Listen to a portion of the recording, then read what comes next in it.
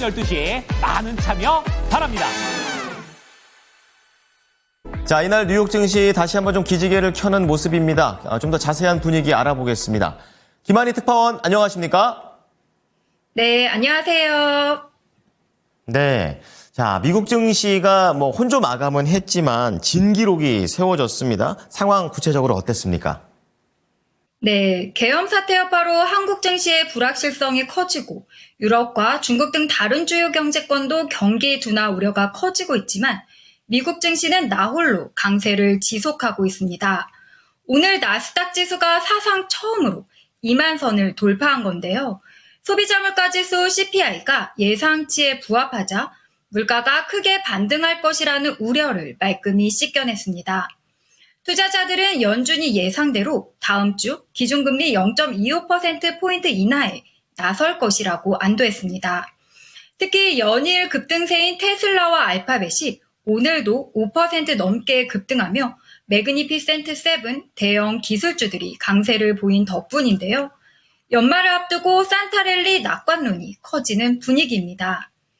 뉴욕 증권거래소에서 다우존스 30 산업평균지수는 전 거래일 대비 0.22% 하락했습니다. 반면 S&P 500 지수는 0.82% 상승했고 나스닥 지수는 1.77%나 급등한 2034.89를 기록했습니다.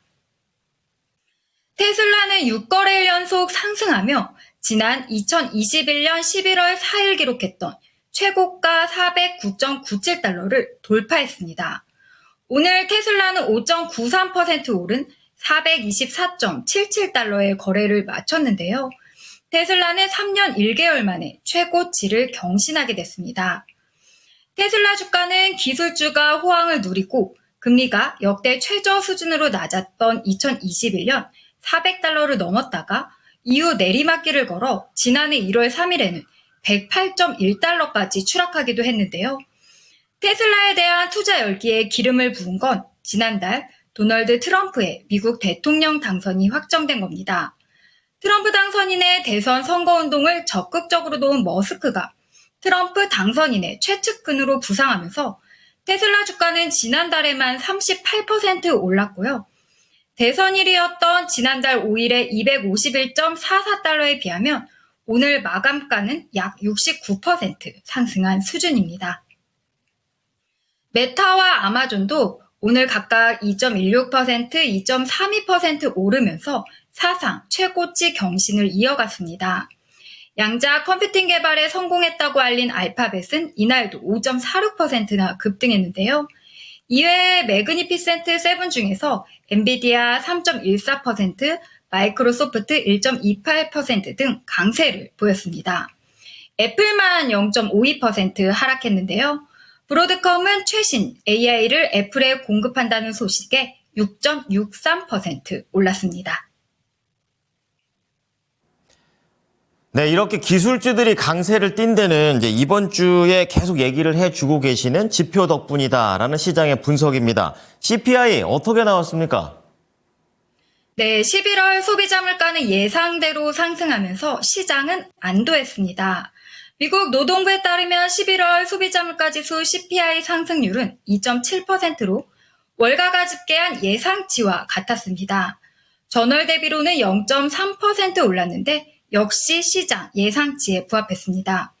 시장은 일단 인플레이션이 심각하게 악화된 건 아닌 만큼 연준이 다음 달 17일, 18일 열리는 FOMC에서 0.25%포인트 추가 인하에 나설 것으로 예상하고 있습니다. 패드워치에 따르면 다음 주 연준이 금리를 0.25%포인트 추가 인하할 것이라는 가능성을 94.9% 반영하고 있는데요. 어제 85.8%에서 10%포인트 가까이 높아진 수준으로 이변이 없는 한 0.25%포인트 인하는 불가피하다고 본 겁니다. 다만 내년에는 연준의 금리 인하 속도가 둔화될 것으로 예상됩니다.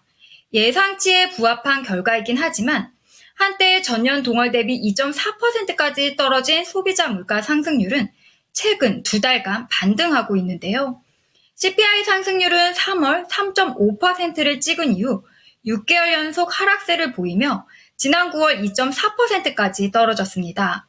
하지만 10월 2.6%, 11월 2.7%, 2달 연속 상승세를 타고 있는데요. 기조적인 물가 흐름을 볼 수 있는 근원 CPI도 마찬가지입니다. 패드워치에 따르면 투자자들은 내년 금리 인하가 0.25%포인트씩 두 차례에 그칠 것으로 보고 있는데요.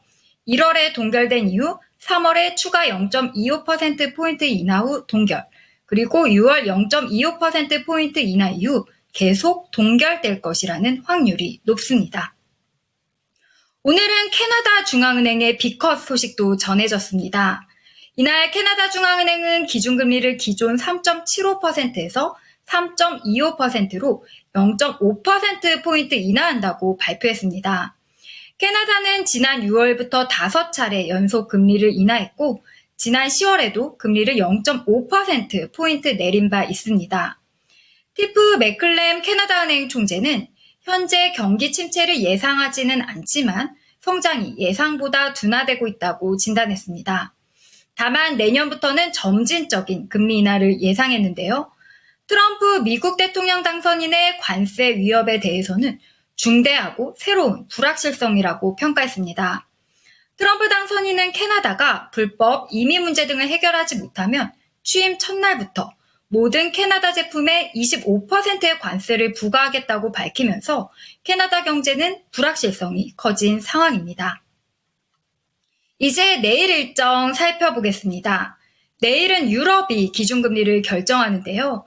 내일 통화정책회의를 개최하는 유럽중앙은행은 0.25% 금리 인하가 확실시 되는 상황입니다. 이렇게 되면 올 들어 네 번째 금리 하향 조정이 됩니다. 주요 지표로는 오늘 CPI에 이어 인플레이션 지표를 확인할 수 있는 11월 생산자물가지수 PPI가 발표되고요. 매주 공개되는 주간 신규 실업보험 청구자 수도 나옵니다. 실적으로는 브로드컴과 코스트코 실적이 예정돼 있습니다. 네, 말씀해주신 내용들 잘 체크하겠습니다. 감사합니다. 네, 감사합니다. 네, 지금까지 모닝인 뉴욕이었습니다.